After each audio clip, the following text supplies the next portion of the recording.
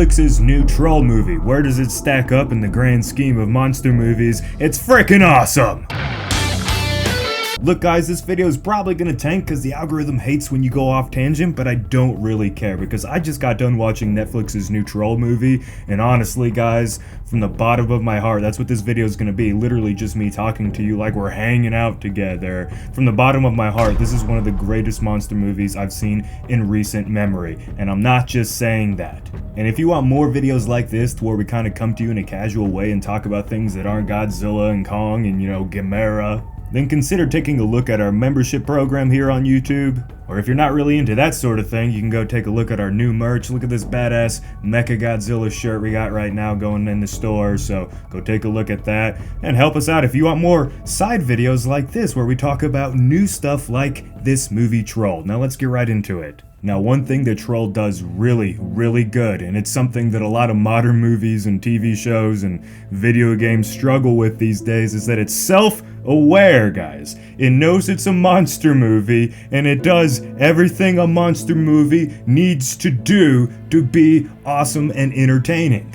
Throughout this movie, there's a bunch of little Easter eggs and hints at some of our favorite movies from old. Like, I seen probably at least 2 or 3 Godzilla 1998 kind of hints or references in there. I've seen a lot of King Kong, I've seen a lot of Jurassic Park, like the good Jurassic Park, you know? And outside of all the like classic like monster kaiju sort of tropes that it kind of put in there. Now, it threw a lot of that stuff in there, but it still felt really unique at the same time. Mr. H actually put out a review on this, which, you know, go check that out after this video. And honestly, our opinions on this Troll movie are damn near spot on. So I guess what I'm trying to say is that it's just so nice to see a movie that knows what it is, knows what its genre is, knows how to play on all the tropes of the genre, but still manages to come across in this unique way. Like, even with a lot of the references to like the old classic movies in this Troll movie in there, it still felt like its own movie. It never felt like it was like a copycat. It never felt like a spoof movie.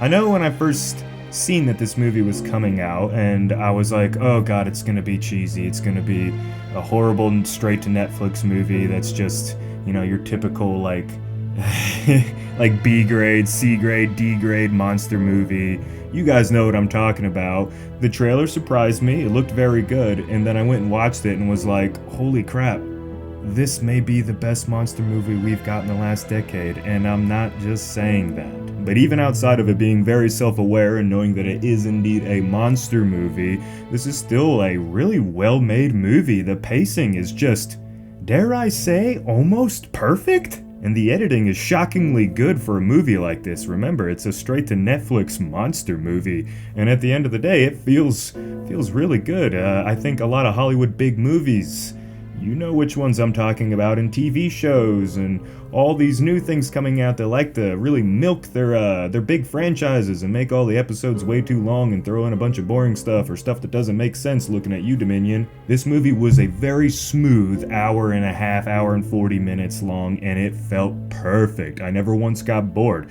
I never once felt like I needed to look at my phone, which is a real big deal these days because modern stuff likes to bore me for some reason. And it really looks like at the end of the day, the people who, you know, creatively had control of this movie actually cared about it as like a form of art more than just some big studio that's like, hey, look at this big IP that we can go and, you know, make easy money with. They actually cared. There was a lot of quick little artsy fartsy sort of shots, I like to call them, to where it's just like quick little cuts to you see like someone like shifting a gear in a truck, or just a cool little like button being pressed. It was just a very fun way of adding extra flair to the editing of this movie to make it always seem fun. Like, this movie was fun.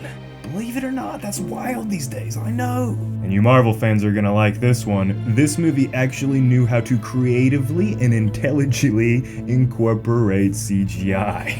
Now, this is a big debate going on these days. Is modern CGI better than it used to be, or is it worse? Well, I think it's kind of both. I think it's better, but I think it's almost too much better, to the point to where a lot of, you know, creative people are trying to do too much. Like, they're trying to get like 8 million different like facial things going on and just too much spit and stuff flying. It's like, real life, there isn't all that much action going on, you know? Like, they're almost over editing the animating in a lot of modern things. And with Troll, it kind of came across like, I mean, the CGI is great. It's really good considering it's a straight to Netflix, probably smaller budget movie. It looks good. I mean, it's not gonna like, blow your mind, but it always felt real. I never was like, oh, look at the goofy CGI monster, or look at the poorly animated helicopter or tank or whatever being blown up. It all looked real. It reminded me a lot of movies between the time period of like 1995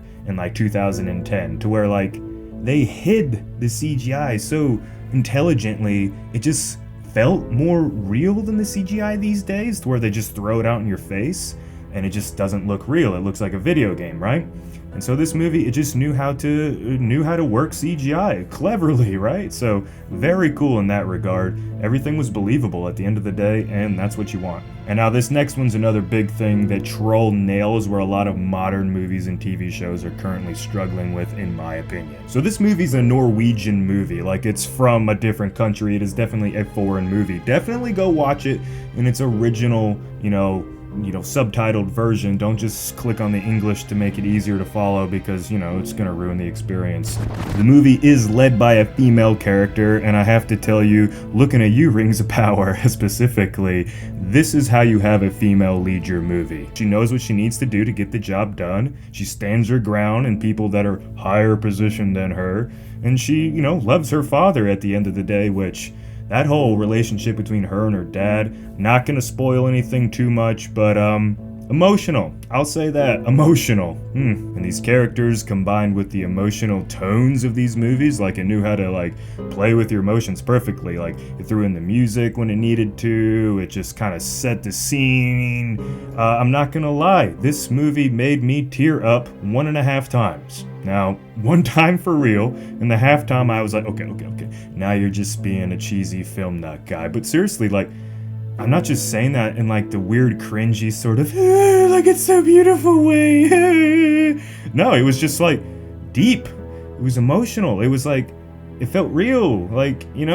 People can be good people and interact in good ways, and everyone can be friendly to each other. I don't know, it was just nice to see these days. So this movie has action, but it doesn't have an overabundance, a Marvel level of just action for the sake of action.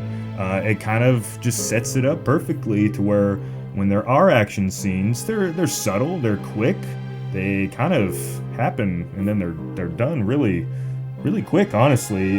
Within a minute the scenes are usually done, but just something about them just feels, it's the realism of it, guys. It just feels believable. And in a monster movie, making it feel believable, at least to me, not everyone, and everyone has their own tastes, I completely understand that, but when stuff acts real, guys, it hits me different, And the Troll, even though he's a devastating, monster, he kills people, he's not really doing it, well, he's doing it on purpose, but he's not really doing it what's the right word?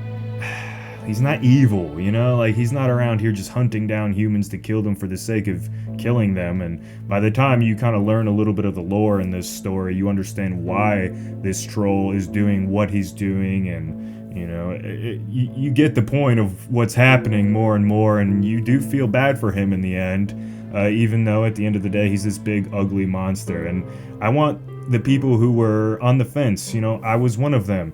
Alistair was one of them. He said, the movie looks great, but I just can't take the Troll serious because it's just this rock human with a beard. It looks like Kratos, but don't let that convince you to think any other way, guys. For real, this monster is not cheesy, it's not lame, and when you actually see him in the movie, it does look cool. It really does nail it. I think they did a great job, and I really urge you to go and support this movie. Go watch it. It's only 1 hour and 40 minutes long. It's not gonna take up your whole life.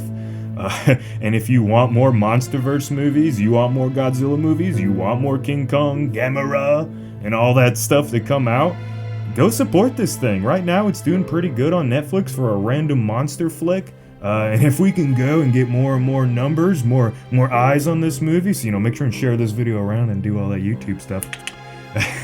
Just tell everyone to go watch this movie. Go watch it for yourself and experience what I think is one of the best monster movies in, honestly, this millennium, in the 2000s. This is I hate to say it, guys. Well, I don't hate to say it. I'm gonna be honest with you. It's right up there with Godzilla 2014, in my opinion, for like, and Pacific Rim 1. I really like Pacific Rim 1 for being like the best, most recent true kaiju monster style, you know, like action-y movie to where like, okay, big impending doom's coming our way, how are we going to react and respond to it, how are we going to save the day, story ends, there's no big overlapping story and plot and all that. So sorry for this video being completely random, sorry for it being kind of ranty.